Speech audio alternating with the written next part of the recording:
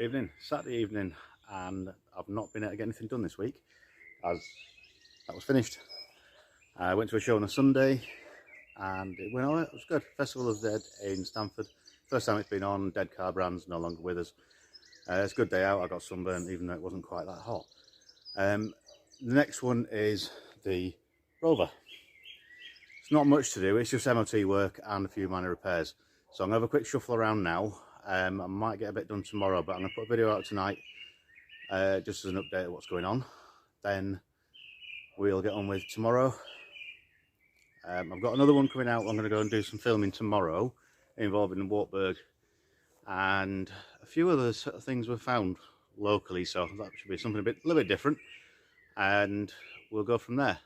But as for now, I'll just stick you on here so we can have a bit of a move around and we'll go from there.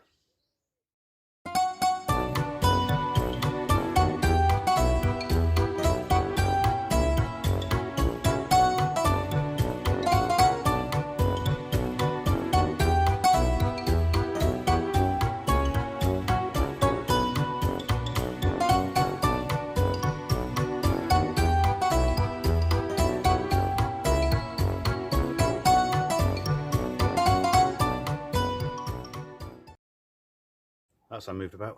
The Rover MOT runs out, I think probably this week, next week anyway, but it's not been used for a while since we got the Volvo.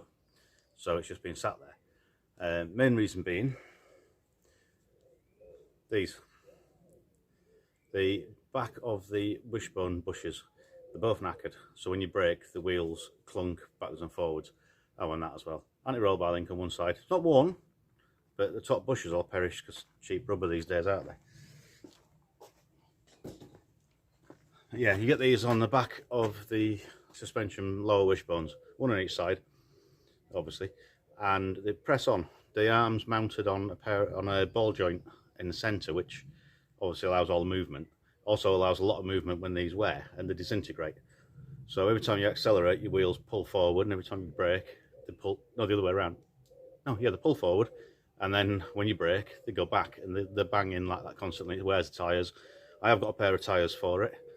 eBay special part ones, which were basically brand new. So these are apparently a bit of a pig to fit. There is a tool available, or Rover used to have a tool for doing them in situ, I believe.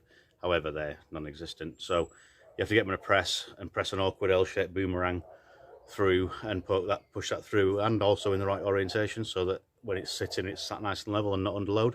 So I have to work out the angle it's supposed to be at a market before I take them off. But the pair of those, I've had them since I think December maybe, just never actually got around to doing it. But I haven't really shown you much with this one, to be honest. It's a that's what I threw off earlier, it didn't go far enough. 2 litre diesel. It's the BMW engine, which was the Rover version, and minor differences. They're not identical, however, basically the same thing. But yeah, the outside of your tyres wear quite considerably because the tracking's changing constantly. We've got, annoyingly, I don't know if you can see it, catch the light on it, but there's no light now. There we are, yeah. Cracked windscreen. Nothing really hit it. It started in this bottom corner, and it sort of, when the light caught it, it was here, and then gradually it's worked its way across with the heat and the cold and spread all over. However, that'll get changed once we oh, I seem to have locked it. Once we get that sorted. It's one of the few Rovers that hasn't got rusty sills, and it hasn't been welded. It's I think it's 2 or 3 owners. And the last guy, he had it quite a long time. Just go and grab the key for it. He had it quite a long time, and he was always garaged, as a lot of these cars were, because they're elderly owners. Yeah, I was saying about the sills. This side, it's just starting to bubble slightly, and there's a small hole. Don't need to see it, but there we are. Yeah, there. I say small. It's not actually that big when you see it with a finger for scale.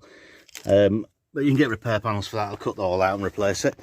Yeah, the tyres, it had a full set of matching Uniroyal tyres, and unfortunately, where's the date? 0510, so that's May 2010 they were made. The front ones were about 2012, I think, but because he didn't do any miles in it, they didn't wear out. They just go quite hard. 2014. Yeah, you can see the discs are quite rusty just by being stood. But it's on 112,000 miles, I think it is now.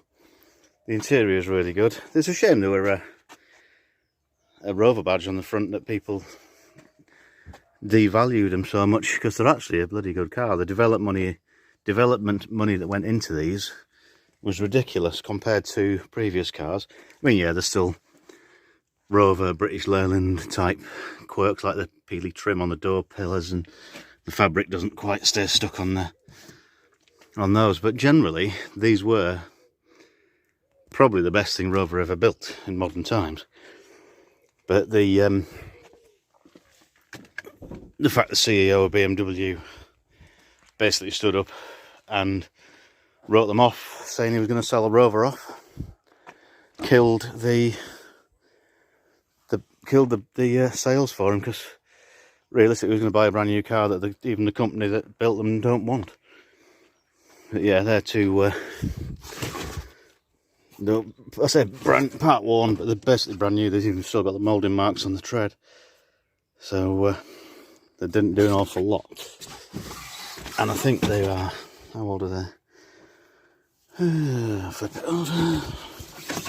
There's rusty steel wheel, whatever it was. Week 17 of 22, so they're essentially new tyres. So they're perfectly good. 60 quid for a pair delivered. I need to sort out this boot lock, because there's a little, as you turn the key, it turns a little square key mechanism inside to catch the electric solenoid, and they crack and fall to pieces. So all it does is flicks and goes over centre. But I'll get that sorted out. It's be a new lock. Get the these wheels sorted. Oh, there you go, perfect example. You can see how much it's moving there. The other side I don't think's as bad, but oh yeah, just as bad. So get those done, get the anti-roll bar link done, and then it's just really, it's a damn good clean-up, because it's been stood a few months now. There's no body damage or anything. I haven't polished it since I got it in October, so it should come up really well.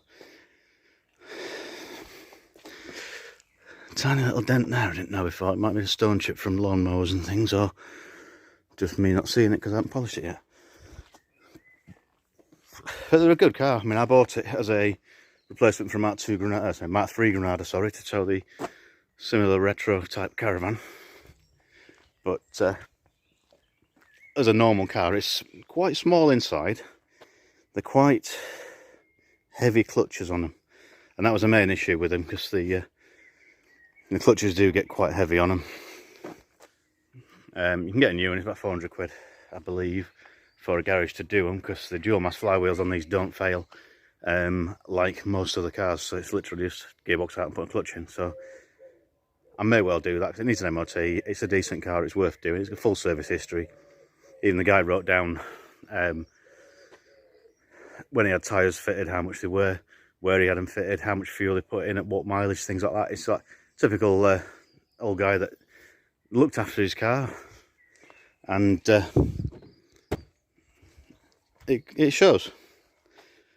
And obviously, yeah, that's supposed to be attached onto there, but of course Rover.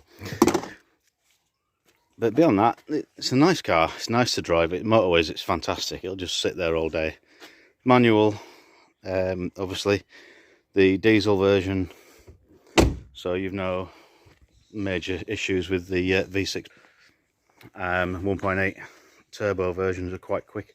1.8 ones are adequate. But yeah, give it a wash, give it a clean up, and make a start on that. But I thought I'd put a quick video out and a bit of update what's going on, because otherwise there'll be nothing this week. As I say, the second video, probably tomorrow night, will be something a little bit different. Have to wait and see what that is. Still involves certain cars. That one there. And we shall see what happens. But thanks for watching. I'll get this on now. It's only a quick update, so there will be more spannering and cleaning to come. Thanks a lot. Like and subscribe. Thank you very much.